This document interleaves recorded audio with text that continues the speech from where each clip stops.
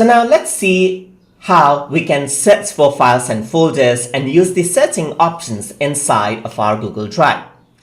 So if you were to go on the top, you can see that search in Drive is an option. So you can go over here and then just type in, let's say for example, test. That's the file name that I'm searching for, and all the file names with the test actually pops up right here. But besides that, if I were to just click over here, you can see that I can filter the search by file types. So if I just want PDF, I can simply do that. I don't have PDF on my Google Drive, so it is not showing any. But if I were to go over here, click on documents, it'll only show documents. Similarly, if I were to go over here, click on spreadsheet, then it's a spreadsheet, just like that. Videos, then it says videos. So just like that, what it does is it searches throughout my drive for different file types. And if I want to be more specific, then more search tools is available to us. And in the type, we have even more options. For example, we can just search for folders right here. And then the folders will appear just like that. You can go on to more search tools. And let's say, for example, you want a file type spreadsheet.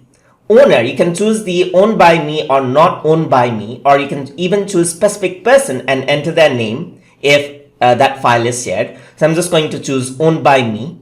Location, anywhere or in a particular folder. You can also choose that out. Let's say, for example, in my drive, I just want to search in tutorial folder. I can simply select that out as well. But in my case, I'm going to say anywhere. And I can search in trash or in starred items. Similarly, I can choose the modified date. So let's say I just want to have things modified in last seven days, then I can choose that as well. I can choose item name and I can choose this has words. So I want the word test to be in there. And then if I am searching for a file shared with someone, then I can search for shared with. And then over here, there's follow up. So if there's any suggestions or action items in documents, let's say for example in the Google Docs document where people can add suggestions and comments, then you can search for that as well. So you can be very specific, as you can see right here.